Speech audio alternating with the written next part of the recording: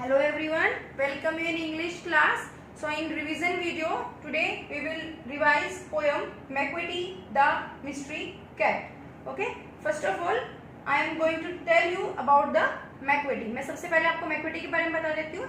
यहाँ पे McVitie जो है हमारा कैरेक्टर है, जो कि एक बिल्ली का नाम है और उसको यहाँ पर एज ए क्रिमिनल इस पोएम के अंदर रिप्रेजेंट किया गया है. और एक ऐसा क्रिमिनल जो अपने फील्ड में बहुत ज्यादा स्किल्ड है, मतलब उसके पास हर तरीके के वेपन्स वगैरह या लॉ वगैरह हैं जिससे कि वो अपने आप को छुपा सकता है, मतलब कभी भी पकड़ में नहीं आता. तो ये है Macavity. So now without wasting our time we are going to start our poem explanation by line to line. So the first stanza, first of all the name of the chapter poem is McVitie the Mystery Cat. The poet of that poem is T.S. Eliot. So first stanza, McVitie is a mystery cat. He is called the hidden paw, for he is the master criminal who can defy the law. He is the bafflement of Scotland Yard, the flying squirrel's despair. For when they reach the scene of crime, McVitie not there. So McVitie is described as a mysterious cat here. So it is referred to a hidden paw. So or someone who has a head in every mischief but is always hidden. Hidden paw मतलब एक ऐसा प्राणी, एक ऐसा human being जो जिसका मतलब संबंध, जिसका रिलेशन हर क्राइम से है, लेकिन फिर भी वो अपने आप को वहां से छुपाने में कामयाब हो जाता है. So he is a gale cunning and a master of deceit, so much so that the law always falls short of providing him guilty. He is the cause of the bafflement to the detective agencies like Scotland Yard and Flying Squad. As no matter how much they try, McVitie always manages to elude them. ये जो है इसके अंदर वो उसको एक बहुत ही mischief, बहुत एक तरीके से क्रिमिनल रिप्रेजेंट किया गया है, चालाक चतुर जो क्रिमिनल है उसको रिप्रेजेंट किया गया है. सो वो अपने काम के अंदर बिल्कुल माहिर है, मास्टर है. तो वो जो है वो ऑलवेज सभी, मतलब वो लगभग सभी जो लॉ है अपने, जो अपन जिसको बेसिकली हम फॉलो करते हैं, वो उनको बार बार तोड़ता है, लेकिन फिर भी मतलब बहुत ज़्यादा कोशिश जो है स्कॉटलैंड यार्ड है, जो पुलिस फोर्स है, जो ऑफिसर्स हैं, वो बहुत ज़्यादा कोशिश करते हैं कि किसी तरह कोई एविडेंस ऐसा मिले जिससे कि वो जो अपराधी है, जो क्रिमिनल उस तक पहुंच सके. लेकिन जो मैकविटी है वो इतना ज़्यादा मास्टर है, अपने स्किल्ड है अपने इस काम के अंदर, प्रोफेशनल है बिल्कुल, कि वो अपने पीछे एक भी एविडेंस नहीं मिलता. तो उसने बहुत ज़्यादा पजल्ड कर रखा है जो स्कॉटलैंड यार्ड है, फ्लाइंग स्क्वाड है उसको, और वो उसको पकड़ नहीं पा रहे हैं. सो now the stanza second, McVitie there's no one like McVitie. He is broken every human law. He breaks the law of gravity. His powers of levitation would make a faking stare. And when you reach the scene of crime, McVitie is not there. You may seek him in the basement. You may look up in the air. But I tell you once and once again, McVitie is not there. अब वो इसके अंदर क्या कह रहे हैं कि no one is like McVitie. McVitie के जैसा कोई नहीं है, वो अपने काम में इतना माहिर है कि उसके जैसा कोई इसके फील्ड में है ही नहीं. So he has broken every human law. वो ह्यूमन लॉ जिसको हम एक ह्यूमन जो है उसको फॉलो करता है, वो सारे नियम तोड़ता है. जैसे बेसिकली उसने जिस लॉ की बात की है वो है लेविटेशन, जो लॉ ऑफ ग्रेविटी, कि जो अपने ग्रेविटेशन फोर्स के थ्रू अपन क्या करते हैं, अपन जमीन से टच रहते हैं, मतलब हम किसी भी चीज को ऊपर फेंकेंगे तो ग्रेविटेशनल फोर्स की वजह से उतनी तेजी से नीचे आती है. लेकिन वो इस लॉ को भी ब्रेक करता है, वो बिना किसी स्पॉट के हवा में उड़ सकता है. सो वो जितने भी ह्यूमन लॉ हैं उनको तोड़ता है, बार बार तोड़ता है. So in fact he is a good at levitation that he makes even a magician stare in astonishment, कि वो बिना किसी सपोर्ट के हवा में उड़ सकता है. और उसकी इस चीज को देखकर एक कोई जो मैजिशियन होता है, जो जादू करने वाला होता है, वो भी इस चीज को देखकर अचंभित हो जाए. क्योंकि मैजिशियंस होते हैं, शो दिखाते हैं इस तरीके के, अपने मैजिक दिखाते हैं कि वो किसी भी चीज को ऊपर उठा देते हैं बिना किसी सपोर्ट के. लेकिन जो एक मैजिशियन है, क्योंकि वो ट्रिक्स यूज करते हैं, उसके पीछे ट्रिक्स होती हैं, लेकिन जो मैजिशियन है वो भी उसको देखकर सरप्राइज हो जाते हैं उसकी इस जो ये लेविटेशन को उसको देखकर। So you may search for him, आप उसको ढूंढने की कोशिश करोगे बेसमेंट के अंदर ऊपर हवा में, लेकिन आप यकीन मानो आप उसको जहां पर भी ढूंढोगे मैक्विटी आपको वहां पर नहीं मिलेगा। So this is the explanation of stanza second. Now the stanza third. Macavity is a ginger cat, he is very tall and thin. You would know him if you saw him, for his eyes are sunken in. His brow is deeply lined with thought. His head is highly downed. His coat is dusty from neglect. His whiskers are uncombed. His face, his head from side to side with movements like a snake. And when you think he is half asleep, he is always wide awake. So the poet जो है यहाँ पर जो T.S.. Elliot जो है वो then proceed to describe the Macavity, वो क्या कर रहे हैं मैक्विटी को डिस्क्राइब कर रहे हैं as a ginger coloured cat. उसका जो मैक्विटी का जो कलर है वो कैसा है, वो जिंजर कलर का है। सो वो बहुत वो टॉल है और बहुत ही थिन है, मतलब लंबा है और पतला है। So his eyes are sunken in, sunken in मतलब अंदर धसी हुई, तो उसकी जो आंखें हैं वो बिल्कुल अंदर की तरफ धसी हुई हैं और उसकी जो आईब्रोज हैं वो बिल्कुल डीप लाइन्स हैं और इसके वो मतलब अपन आईब्रोज को ऊपर कर जैसे कोई थॉट सोचकर जो अपन करते हैं उस तरीके से वो उसकी जो लाइन्स है वो हैं आईब्रोज जो हैं। जो उसका हेड है उसको वो राउंड शेप में है, बिल्कुल एक सांप की तरह जिसको इधर उधर घुमा सकता है बिल्कुल।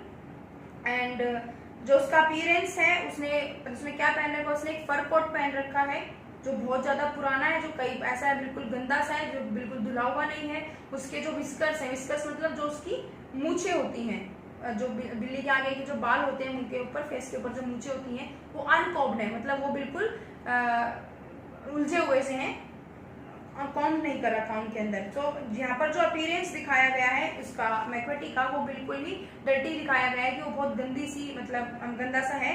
ही move like a snake swing his head from side to side, वो अपनी गर्दन को बिल्कुल एक सांप की तरह इधर उधर हिला सकता है। And in search of prey he is forever alert even in sleep. अब वो जो अगर आपको लगे कि जो मैक्विटी है वो सो रहा है, लेकिन आपको ऐसा लगेगा कि वो सो रहा है लेकिन वो कभी भी वो उठ सकता है, मतलब वो इतना चेत होकर सोता है, वो सोता ही नहीं है। इस तरीके से इसको रिप्रेजेंट किया गया है। So now the stanza fourth. Macavity there's no one like Macavity, for he is faint in feline shape, a monster of depravity.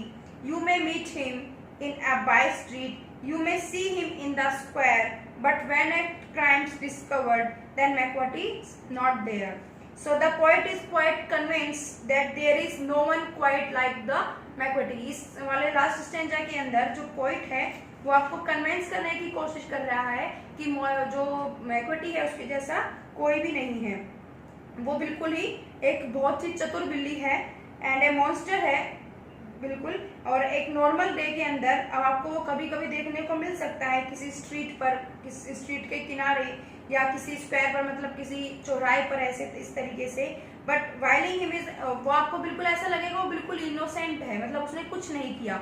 लेकिन जब भी आप किसी क्राइम स्पॉट सीन पर उसको स्पॉट करना चाहोगे, मेरा यकीन मानो, पोइट कहते हैं कि मेरा यकीन मानो मैक्विटी आपको वहां पर नहीं मिलेगा। So this is the explanation of the poem line to line. So now I am going to discuss the question answer of the poem. So the question number first is read the first stanza and think. आपको क्या करना है, first stanza को पढ़ना है और फिर सोचना है और फिर आपको दो क्वेश्चंस नीचे गिवन है, आपको उसके आंसर्स देने हैं। So A is Macavity a cat really? Macavity क्या रियल में कैट है? No, Macavity is not a real cat. Macavity कोई रियल बिल्ली नहीं है। वो क्या कह रहे हैं, is Macavity a cat really, कि जो मैक्विटी का जो कैरेक्टर यहाँ पर रिप्रेजेंट किया गया है वो सही में क्या एक बिल्ली है? तो जो उसका अपीयरेंस वगैरह जो भी कुछ दिखाया गया है उससे क्लियर पता चलता है कि वो रियल में कोई बिल्ली नहीं है। So no, Macavity is not a real cat. So now the second is, first B part is if not who can Macavity be? अगर नहीं है तो फिर मैक्विटी है कौन? जिसको मैक्विटी बोला गया है वो है कौन? So here Macavity is just a fictional character, एक पात्र है जो इस पोएम के लिए लिया गया है, क्रिएटेड बाय द पोइट, जिसको क्रिएट किया गया है पोइट के द्वारा, whose action resemble to those of a crooks, वो रिसेंबल, वो शो करता है क्रुक्स, क्रिमिनल्स के उसको कैरेक्टर को, कि क्रिमिनल्स कैसे होते हैं.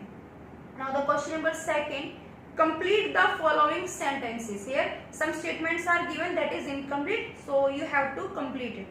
First is, a master criminal is one who, a dash, so what will come in dash, so a master criminal is one who can defy the law. master criminal कौन होता है? जो किसी भी लॉ को मतलब तोड़ सकता है. Now the second, the Scotland Yard is baffled because, here dash, what will come, so the answer is, the Scotland Yard is baffled because whenever they reach the scene of crime they cannot find McVitie. Now the third, nobody can catch McVitie, so here it is the blank, so what will come in blank, McVitie, nobody can match McVitie at the scene of crime because McVitie moves such much faster than them. So this is the lines. Now the question number third, a cat, I am sure, could walk on a cloud without coming through. So which law is McVitie breaking in the light of the comment above? ये जो आपको line दी गई है, ये आपकी poem से नहीं है, लेकिन एक उसको शो कर रही है, तो वो पूछ रहे हैं कि आपकी पोएम के अंदर वो ऐसी कौन सा लॉ डिस्क्राइब किया गया है जो इससे रिलेटेड है और जिसको McVitie तोड़ता है. So I cat, I am sure, could walk on a cloud, कि वो बादलों के ऊपर चलती है. So in the light of the about statement, McVitie is breaking the law of gravity. बादलों के ऊपर कैसे चलेंगे, क्योंकि ग्रेविटेशनल फोर्स हमें नीचे की तरफ खींचती है, लेकिन क्या, जैसा इसके अंदर एक्सप्लेन किया गया था कि जो McVitie है वो सभी लॉज को ब्रेक करता है, डिफाई करता है, तो वो लॉ ऑफ ग्रेविटी को भी डिफाई करता है, तो वो इसलिए उसको रिप्रेजेंट किया गया है यहाँ पर breaking the law of gravity. तो McVitie जो है वो लॉ को ब्रेक करता है ग्रेविटी की. So now the question number fourth, read stanza third and then describe McVitie in 2 or 3 sentences of your own. आप रीड आउट करो थर्ड स्टैंजा को और फिर अपने शब्दों के अंदर McVitie के बारे में लिखो. So first of all we read out the third stanza. What is in third stanza? McVitie is a ginger cat. He is very tall and thin. You would know him if you saw him. For his eyes are sunken in. His brow is deeply lined with thought. His head is highly domed. His coat is dusty from neglect. His whiskers are uncombed. He sways his head from side to side with movements like a snake. And when you think he is half asleep, he is always wide awake. So this is the third stanza. So according to the third stanza, the appearance of the McVitie. So McVitie is a ginger cat, ginger colored cat, very tall and thin, and with sunken eyes and broad lined with thought. जो McVitie है एक ginger colour की cat है, उस जो बहुत ही बड़ी है और पतली है, उसकी जो आंखें अंदर की तरफ धसी हुई है, संकन इन जो दे रखा है वो उसका मतलब होता है अंदर की तरफ धसा होना, एंड जो उसकी जो लाइंस आईब्रोज हैं वो ब्राउन लाइन है थॉट के जैसे, मतलब जो ऐसा लगता है कि वो कुछ सोच रही है. While its head is highly domed, its coat is dusty and its whiskers are uncombed. So this is the 2 or 3 sentences about the McVitie. You can write much more also, and you can write instead of 3 you can write another also. So now the question number 5, say false or true for each of the following statement. आपको true और false बताना है statement के according. So now the first, McVitie is not an ordinary cat. McVitie कोई साधारण बिल्ली नहीं है. ये सही है या गलत है? According to the poem it is true. McVitie कोई normal ordinary बिल्ली नहीं है. Now the question number second, McVitie cannot do what a fakir can easily do. जो एक फकीर बहुत आसानी से कर सकता है, McVitie उसको नहीं कर सकता. It is false, क्योंकि उसने तो फकीर को भी सरप्राइज कर दिया था कि जो वो लॉ ऑफ ग्रेविटी को ब्रेक करता है. तो यानी कि जब फकीर जो है, जब वो उसको पावर ऑफ लेविटेशन को दिखाता है, तो वो जो McVitie है वो उससे भी अच्छा उसको दिखाता है, तो ये फॉल्स है. Now the third, McVitie has supernatural powers. McVitie के पास सुपरनेचुरल पावर्स हैं. इट इज ट्रू और false? According to the poem it is true, क्योंकि जैसे रिप्रेजेंट किया गया है कि वो सभी तरीके के लॉस को ब्रेक कर देता है, अपने आप को हाइड कर लेता है, हर जगह से छुपाने में कामयाब हो जाता है, तो ये रिप्रेजेंट करते हैं कि उसके पास कुछ सुपर नेचुरल पावर्स है कि वो हवा में उड़ सकता है बिना किसी सपोर्ट के। Now the fourth, Macavity is well dressed, smart and bright. जो मैक्वेटी जो उसका अपीयरेंस जो दिखाया गया है वो बिल्कुल नीट एंड क्लीन है, वेल ड्रेस्ड है, वो स्मार्ट एंड ब्राइट है। तो क्या है, अभी आपने थर्ड स्टैंजा पढ़ा, उसके अकॉर्डिंग इट इज फॉल्स। उसको बिल्कुल ही डर्टी वे में दिखाया गया है, उसका जो कोट है वो बहुत ज्यादा डर्टी है, गंदा है, डस्टी है, उसके जो विस्कर्स है वो अनकॉम्ड है, उसकी आंखें अंदर की तरफ धसी हुई हैं, तो ये फॉल्स है। Now the fifth, Macavity is a spy, a trickster and a criminal all rolled in one. Macavity जो है एक स्पाई है, स्पाई मतलब जो छुपकर काम करता है, दूसरा एक ट्रिकस्टर है जो ट्रिक के साथ काम करता है, एंड अ क्रिमिनल, और एक क्रिमिनल है। तो क्या वो ये सारी ये तीनों की तीनों चीजें मैक्वेटी के अंदर हैं? इट इज ट्रू और false? It is absolutely true, ये तीनों ही चीजें उसके अंदर हैं। Now the question number 6, having read the poem try to guess whether the poet is fond of cats, if so why does he call Macavity a fiend and monster. आपको poem को पढ़ के लगा होगा कि जो पोएट है वो फॉन्ड ऑफ है, उसको बहुत ज्यादा लगाव है, आकर्षित है वो किसकी तरफ, बिल्लियों की तरफ। लेकिन अगर वो आकर्षित है तो उसने बिल्ली को एज ए क्रिमिनल अपनी पोएम के अंदर रिप्रेजेंट क्यों किया है? So yes it seems like the poet is fond of cats. इसे देखकर पता तो चलता है कि जो पोएट है वो बिल्कुल फॉन्ड ऑफ है कैट्स के। He calls Macavity a fiend and a monster because he might have wanted to portray a evil side. उसने यहाँ पर मैक्वेटी को एज ए क्रिमिनल रिप्रेजेंट किया है क्योंकि वो चाहता है कि उसका वो दूसरा साइड भी दिखाया जाए। हमेशा अच्छा क्यूट सी दिखाई जाती हैं, वो चाहता है कि दूसरा साइड भी आपको सोसाइटी का दिखाया जाए। मतलब हमेशा हम अच्छे लोगों की बात करते हैं, इस पोएम के थ्रू वो आपको सोसाइटी का दूसरा फेस दिखाने की बात कर रहे हैं। Now the question number 7, has the poet used exaggeration for special effect, find a few examples of it and read those lines aloud। आपको क्या लगता है कि पोइट ने यहाँ पर एक्सग्रेशन का यूज किया है? एक्सग्रेशन मीन्स अपनी पोएम को थोड़ा और अच्छा बनाने के लिए कुछ ऐसे लाइंस का जो अच्छा इफेक्ट डालती हैं। So yes the poet has used exaggeration such as the cats defence of gravity and it being called monster of depravity. उसने हाँ यूज किया है ताकि वो मॉन्स्टर्स को रिप्रेजेंट कर सके। उसने वो जो लॉ ऑफ ग्रेविटी को डिफाई किया उसके लिए, तो उसने रिप्रेजेंट किया exaggeration. So some examples is the bafflement of the Scotland Yard and flying Scots despair. Second is he breaks the law of gravity. Third one is his powers of levitation would make a fakir stare. Now the fourth one is a fin and in feline shape a monster depravity. हाँ उसने एक्सग्रेशन use किया है। सो ये 4 line थी आपकी poem के अंदर जो रिप्रेजेंट कर रही थी, उन्होंने एक्सग्रेशन को यूज किया है। So this is the poem with the explanation line to line and with the discussion of the question answers. So dear students, first of all read out the poem, learn the poet name along with the name of the poem, and then you have to summarize it in your rough notebook। आपको क्या करना है, इसकी summary note down कर लेनी है, explanation जो है वो नोट डाउन कर लेनी है, जिससे आपको क्या होगा, ये आपको क्लियरली आपके माइंड के अंदर सेट हो जाएगा। आपको इसको बार बार आपको, क्योंकि अभी ऑब्जेक्टिव क्वेश्चंस हम करते हैं तो आपको उसके लिए क्या होना चाहिए, स्टोरी लर्न होनी चाहिए। Okay, and then you have to learn the question answers also with the word meanings.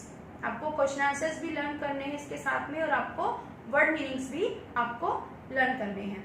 So this is the poem of the 3rd chapter glimpses of the past. So in the next video we will revise our next chapter. So till then take care, stay home, stay safe and thank you. So now first of I am here going to tell you the complete summary of the poem in Hindi. आपको मैं हिंदी में एक बार पूरा जो हमने जो 3-4 standards हमने अभी रीड आउट किए हैं उसकी पूरे की मैं आपको एक बार समरी बता देती हूँ, जिससे आपको इजी वे में आपको जो ये है इसके पीछे जो रीजंस हैं या फिर जो थॉट्स हैं वो आपको समझ में आ जाएंगे। सो पहले है कि जो पोइट है वो रिप्रेजेंट करता है मैक्वेटी कैट को, जो मैक्वेटी है जो आपको वहां पर रिप्रेजेंट कर रहा है वो एज ए क्रिमिनल रिप्रेजेंट करता है। ठीक है, तो फर्स्ट में वो कहता है कि मैक्वेटी एक ऐसा क्रिमिनल है जो बहुत ही शातिर है अपने काम में, उसका जो फील्ड है यानी कि क्रिमिनल का जो फील्ड है उसके अंदर उसके जैसा कोई भी नहीं है। वो आप उसको जहां पर भी आप सीन ढूंढने, जहां क्राइम सीन पर जाओगे आप उसको ढूंढने की कोशिश करोगे तो आपको उसका कोई एविडेंस नहीं मिलेगा, मैक्वेटी आपको बिल्कुल भी वहां पर नहीं मिलेगा। और इस चीज ने जो वहां के जो पुलिस है उसको बहुत ज्यादा पजल्ड कर रखा है। मतलब क्राइम्स हो रहे हैं, जो पुलिस है, जो स्क्वाड यार्ड है, ओके, जो फ्लाइंग स्क्वाड जो है वो जो क्रिमिनल है उसको ढूंढने की कोशिश कर रही है, लेकिन जो मैक्वेटी है वो इतना ज्यादा शार्प माइंडेड है कि उसने अपने पीछे एक भी एविडेंस नहीं छोड़ रखा। तो इससे क्या हो रहे हैं कि वहां की जो स्क्वाड यार्ड है, फ्लाइंग स्क्वाड जो है वो बहुत ज्यादा पजल हो गई है कि क्राइम्स हो रहे हैं लेकिन उसको वहां पर कोई भी एविडेंस उसको नहीं मिल रहा है। देन सेकेंड स्टैंजा के अंदर वो बताता है कि पोइट जो है वो बता रहे हैं कि जो मैक्वेटी है वो कौन कौन से क्या क्या करता है, कि वो लॉ ब्रेक करता है और वो इन सब को कर जो है जो फकीर जो है, जो मैजिशियंस हैं उनको भी सरप्राइज कर देता है। तो सेकंड स्टैंजा के अंदर है कि जो मैक्वेटी है वो सभी ह्यूमन लॉज जो हैं, जो जितने भी हम एक नेचुरल जो हम ह्यूमन लॉज को फॉलो करते हैं वो उनको फॉलो नहीं करता, वो उन सभी लॉज को ब्रेक कर देता है। तो फर्स्ट ऑफ ऑल है कि आपको वो लॉ ऑफ ग्रेविटी बताते हैं कि जो लॉ ऑफ ग्रेविटी है, लॉ ऑफ ग्रेविटी मीन्स कि आप जब भी कोई चीज ऊपर फेंकोगे वो आपको ग्रेविटेशनल फोर्स की वजह से आपको नीचे आ जाती है। तो यानी कि आप कोई भी चीज, कोई भी आपका सामान जो है वो हवा में उड़ नहीं सकता, हवा में रह नहीं सकता। ठीक है, तो लेकिन जैसे हम लोग नहीं रह सकते, हम ऊपर अगर हम जंप भी करेंगे तो हम उतनी स्पीड से वापस हम जमीन पर आ जाते हैं, मतलब बहुत लंबे समय तक हम हवा के अंदर नहीं रह सकते। सो विदाउट एनी सपोर्ट, किसी सपोर्ट के बिना। सो ये चीज, ये जो लॉ है ये मैक्वेटी फॉलो नहीं करता। मैक्वेटी इस लॉ को भी ब्रेक कर देता है कि वो मतलब उसको इतना शातिर दिखा गया है, उसके पास ऐसी सुपर नेचुरल पावर्स दिखाई गई हैं कि वो अपने आप को किसी भी तरीके से हाइड कर लेता है। जब क्राइम सीन पर उसको ढूंढने की कोशिश की जाती है तो वो बिल्कुल भी वहां पर नहीं मिलता, क्योंकि वो किसी भी ह्यूमन लॉ को फॉलो नहीं करता। नेचुरली कि अगर कोई इंसान गलती करता है या कोई भी क्राइम करता है तो उसके पीछे कोई ना कोई एविडेंस रह जाता है, ठीक है, लेकिन यहाँ पर उसको इतना शार्प माइंडेड दिखाया गया है कि वो कोई भी एविडेंस अपने पीछे नहीं छोड़ता, क्योंकि उसके फील्ड में उसके जैसा कोई भी नहीं है। तो वो क्या है कि जो लॉ ऑफ ग्रेविटी है, मतलब कि वो बिल्कुल हवा में उड़ सकता है बिना किसी फिजिकल सपोर्ट के, वो हवा में काफी देर तक रह सकता है, हवा में उड़ सकता है, अपने आप को बहुत इजी वे में कहीं से भी छुपा सकता है। सो ये उसको दिखाया गया है। तो इससे क्या है, जो मैजिशियंस, जो फकीर है, वो भी उसकी इस कला को देखकर बहुत ज्यादा सरप्राइज है कि ऐसा तो वो भी नहीं कर सकते, क्योंकि जो मैजिशियन जब अपना मैजिक दिखाता है तो वो ट्रिक्स होती है, लेकिन यहाँ पर जो मैक्वेटिक है उसको एक सुपर नेचुरल पावर्स की तरह रिप्रेजेंट किया गया है कि उसके पास सुपर नेचुरल पावर्स हैं। नाउ द थर्ड स्टेंजा के अंदर है, जो पोइट है उसने उसका अपीयरेंस को डिस्क्राइब किया है कि उसका पहनावा, वो दिखने में कैसा है, मैक्वेटिक उसको डिस्क्राइब किया है। तो फर्स्ट के अंदर जो पोइट है उसने कहा है कि जो मैक्वेटी है वो जिंजर कलर की कैट है, जिंजर कलर का कैट है। मैक्वेटी का जो कलर है वो कैसा है, जिंजर कलर का है। उसकी जो आंखें हैं वो संकन इन है, मतलब अंदर की तरफ धसी हुई हैं, मतलब अच्छी नहीं है, अंदर की तरफ धसी हुई सी हैं। जो उसकी आईब्रोज हैं वो ब्राउन कलर की है, थॉटफुल है। जो उसकी जो आईब्रोज हैं वो ब्राउन कलर की हैं और उनको देखकर ऐसा लगता है कि वो कुछ सोच रहा है, ठीक है।